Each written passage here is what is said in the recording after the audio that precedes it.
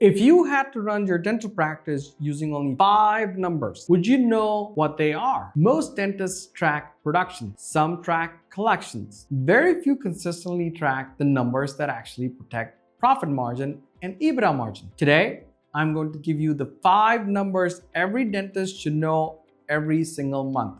No exceptions. Because when you track the right numbers, clarity becomes simple. Here is the problem. Many practice owners look at too much data, reports, dashboards, software metrics, random KPIs, but they miss the core financial indicators that determine whether expenses are aligned, whether profit margin is healthy, whether EBITDA margin is strong, whether growth is sustainable. If you don't know these 5 numbers monthly, you are managing reactively.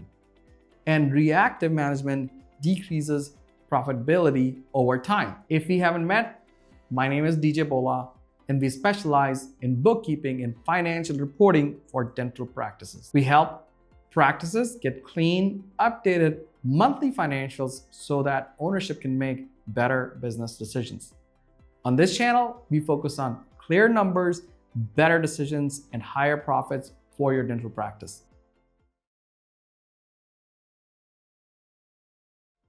Before we get into the 5 numbers, here's the benchmark structure for a healthy single practice as a percentage of income. Employee expenses at 31%, dental supplies at 5.58%, lab at 5.86%, overhead expenses at 9.77%. An average single dental practice often operates at about 35% EBITDA margin. Group practices often operate near 17% EBITDA margin. Now, let's simplify everything into 5 numbers that matter most. Number 1, total collections. This is your starting point, not production, not scheduled treatment, actual collected income. And here's why. Because every percentage we calculate is based on income. Without actual collection numbers, nothing else matters. Monthly question: did my collections increase, decrease, or stay consistent when compared to the same month last year, year to date, this year versus last year, and 12-month trailing versus prior 12 months. Number 2, employee expenses percentage. Target for single practice owners is around 31% or lower. This is your largest expense category. If this increases even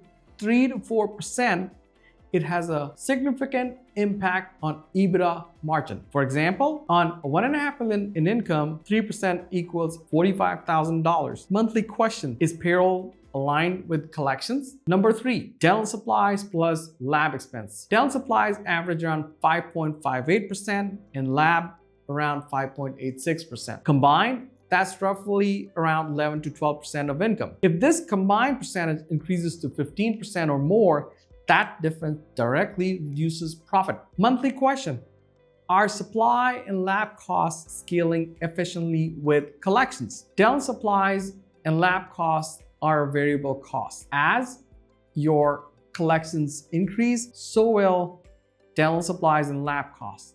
However, the percentage part should remain the same. Number 4, overhead percentage, non-clinical. This includes facilities expense, advertising, office expense, overhead expenses. Individually, these seem small. Combined, they matter. If these categories increase gradually, profit margin decreases quietly. Monthly question: are these percentages stable, increasing, or decreasing? Keep in mind, these are not variable costs. They should not increase as the collection increases. Even if they do, that should be marginal. Number 5, EBITDA margin. This is the summary number. For an average single practice, this is near 35%. For group practices, this is near 17%. This number tells you, is your structure healthy? Are expenses aligned? Is growth translating into profit? If income increases but EBITDA margin decreases, you are working harder without increasing profitability. Monthly question: is EBITDA margin improving, stable, or decreasing? Let's look at this with an example. Let's say your practice collected $140,000 this month. Here's what you review. Income, $140,000. Employee expenses, 33%. Dental supplies and lab costs at 13%. Other overhead, stable EBITDA margin at 29%. Immediately, you know payroll is slightly high. Clinical supply costs are slightly high. EBITDA margin is below 35%. We typically recommend to do this for a 3-month period or a 6-month period instead of a single month. Without looking at 50 reports, you already know where to investigate. That is clarity. Why only 5 numbers? That's because complexity creates avoidance. If you review 5 core numbers every month, you catch increases early. You protect your profit margin. You protect your EBITDA margin. You reduce surprises. Consistency matters more than complexity. And for group practices, EBITDA margin is near 17%. Because margins are already thinner, monthly review of payroll and associate costs becomes even more important. A 2 to 3% shift in expenses can significantly change your EBITDA. At scale, discipline matters even more. Here is what I would take away from this video. If you want financial clarity, focus on these 5 numbers every month. Total income, employee expense percentage, dental supplies and lab percentage, core overhead percentage, and EBITDA margin.